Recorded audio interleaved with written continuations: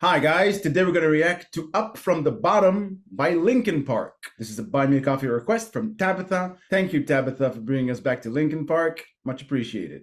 Thank you, Tabitha, for all the support all the way through. You've been absolutely amazing. And yeah, our second Linkin Park. Let's check it out.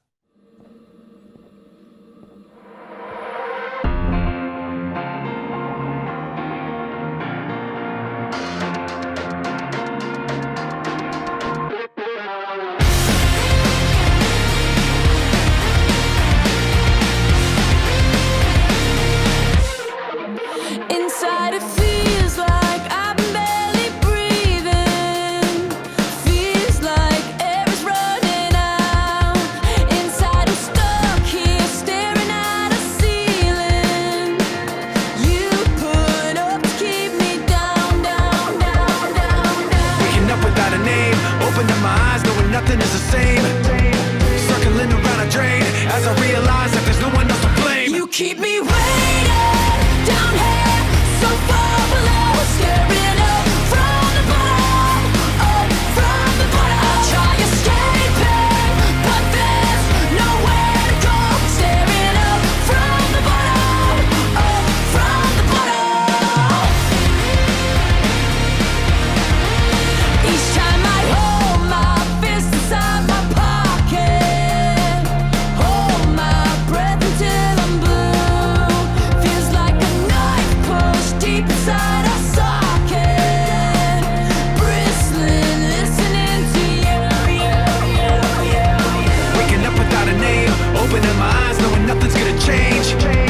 Circling around a drain as I realize that there's no one else to blame. Our second time with the new Linkin Park, and I gotta say, I'm really warming up to this band. This decision to go with Emily Armstrong, I think it's kind of genius because they didn't replace Chester with another guy who has a similar voice, and then people would have said, oh, you know, he's not as good, it's not the same, it's not this. And some people are still saying this about Emily, but they've gone a different direction. They have a female lead singer, and she is with a different style and a different voice to Chester, and they also changed their style a little bit. I think it's a little bit more current. It's pretty freaking cool. I mean, it's only the second time we see them. The first one was live. This one is a music video, but I think Emily has a certain charisma to her. I think she's definitely got a spark, and it's going to be interesting to see where they go from here because I'm really enjoying this. Yeah, I noticed that charisma that you mentioned. I think this is the first time I've seen Emily up close. She looks beautiful and tough and approachable. That's why I think she feels like a very good addition to the band. Plus, her voice and Mike Shinoda's voice work really well together as somewhat of a new signature from the band. The song is very catchy, it's very engaging, and I'm enjoying it very much so far. As I realize that there's no one else to blame. You keep me waiting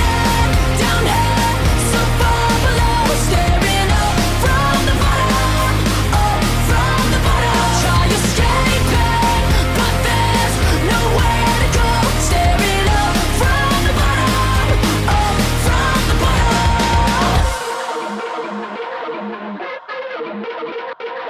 Everybody out, that devil is coming. Poison on his lips and his words mean nothing. Cold like a mountaintop, father never loved him. Mama said he's bad enough times that it's sunk in. Everybody out, that devil is coming. Promise you the world, but he's always bluffing. Before you even know it's a trap you're stuck in. He's gone like a ghost, already off running.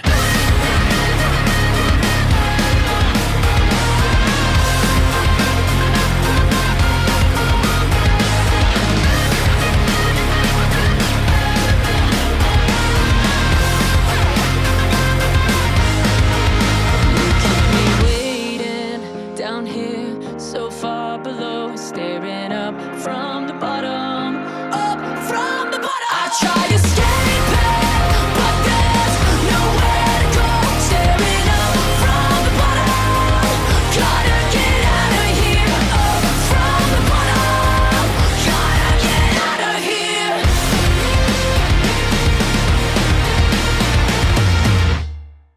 Yeah, I totally get what you were talking about before. She has movie star charisma. You can easily imagine her in some Hollywood picture or something. And she looks like she's having fun too. Yeah, yeah. She looks like flush with the team, with the Linkin Park team. She looks like she belonged there since forever. Yeah, I totally agree. I agree with what you said before as well about the way that her vocals mesh with Mike Shinoda's. And here, he does a lot more rapping than he did in the first song we listened to, and it just really works. It really amped up the energy. She was very energetic. They all were really great. I really enjoyed the song. It's got a catchy chorus, but what I find sort of most attractive about this song is the energy. There's a certain energy coming out of it, and it was palpable. Like, I felt it. It was really, really fun. I liked that they kept it nice and short as well. It's like, bang, we're in, we're out, and then it's deal with it kind of thing. Yeah, like a surge. Yeah, really enjoyed it. The subject matter heavily hints at a toxic relationship, but I can't really point out what kind. It feels like a toxic relationship that is rooted in childhood by some authoritarian figure. I don't know, maybe foster home, maybe a father or a mother, some sort of a fake mentor who stifled the narrator and let them think that they'll never amount to anything. Something that is either a physical or mental jail, but it's ambiguous enough to be either or. Yeah, what you're referring to as a jail, I would probably say abuse. There's like a mental or emotional abuse as well as a possible physical abuse, something like that. And I think there's something uplifting about the song in the notion that the narrator is now in a place after having released themselves, not only released themselves, but realized their full potential. They're not just free, but they acknowledge that all that time that they were captive, it was an illusion, that they could have gotten away. And they like both chastising their captor and celebrating their freedom. I don't know if that's what they meant, but that's what it feels like. Yeah, I agree. I think that in general, it's about some kind of a struggle that is to do with control and breaking free from that control. So can't even say the narrator because things change here. So it's like the main character is feeling, say, trapped by the situation and they're desperate to get out of it. It's just a very interesting thing. I was thinking about it early on because in the pre-chorus, in the bit that Mike Shinoda actually says, waking up without a name, open my eyes, knowing nothing is the same, circling around the drain as I realize that there's no one else to blame. The character realizes it's their own fault for being in that situation. And then later on in the song, he raps a whole section about the character talking about the relationship he had, I guess, with the parents. Poison on his lips and his words mean nothing, cold like a mountaintop. Father never loved him. Mama said he's bad enough times that it sunk in. So he's saying in one section, he realized that there was no one else to blame, and then there's all these people to blame. But this is not the character saying that. That is said about the character from someone from the outside. So the narration here goes in and out. It's different people talking. Even in the chorus with both Emily and Mike, Emily says, you keep me waiting. You keep me waiting. And then she says, I try escaping. You keep me waiting. I try escaping. So it's like it's talking from all these different directions about all kinds of things. Obviously, while the character blames themselves for being in the situation they're in, there's also a lot of outside factors like the parents, the devil. The devil is coming, promise you the world, but he's always bluffing. So it could be about everything and anything. It's basically just about that hitting rock bottom. And when you're down there, you don't think you're ever going to make it out until something happens and that change happens within you and you climb your way out of it, which is what I believe the character does here. You keep me waiting hints at false promises and creating an illusion around the narrator that keeps them mentally sedated and unable to react or manipulated enough not to react. And even though both you and I felt maybe a positive kind of ending to this, something uplifting at the end, the chorus that they finish on actually goes the other way because it's I try escaping, but there's nowhere to go. I'm staring up from the bottom, gotta get out of here, up from the bottom, gotta get out of here, but not getting out of there.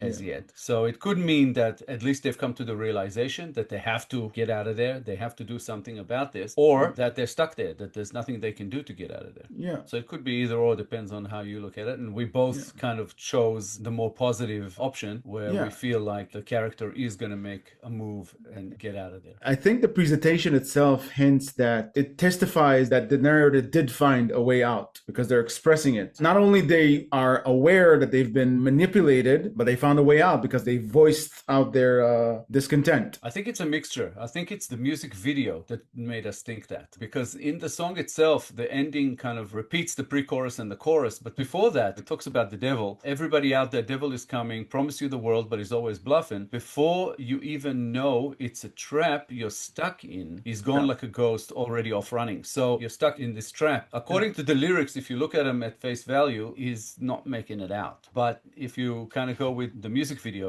gives you something else. It gives you kind of an optimistic notion that yes, we've worked out, this is where we are. A lot of this is just kind of more imagery than fact. I'm going to climb out of this. That Yeah, kind of thing. or at least die trying, because they keep trying. And there's a section in the song where they're in different outfits. The song begins with their own attire that reflects their personalities, and then we see them both, either just Emily or both of them, Shinoda and Emily, with suits, business suits, or tuxedos, I didn't really notice, but some sort of alteration to their personalities. It hints to me like something tried to force them to be not who they are, or force the narrator to be not who they are, and didn't succeed, because I think the song ends with them back in their own attire. Yeah, I recall Emily. I don't recall if Mike was also in a suit, but she was like in a suit and tie, which could also symbolize a climb up from the bottom. Like I was sort of a good for nothing kind of person, stuck at home, the parents berating me all the time, and I thought I'll never make it out until I stood up on my own 2 feet, kind of got myself a job. I put on a suit and found my way into the world kind of thing, whether moved out of home and became independent, something like that. That also could be a meaning, and that also could be why we felt that sort of positive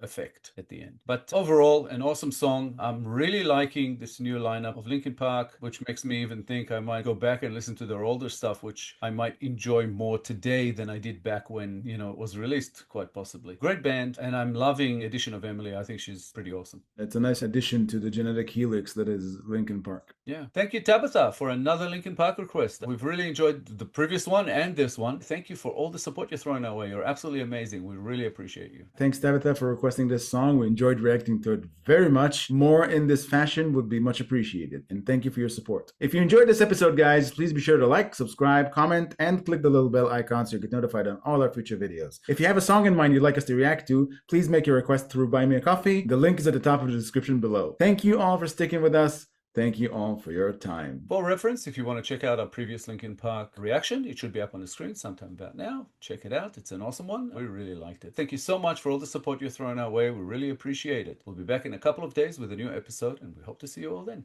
Thanks again, guys. Bye for now. Bye, guys.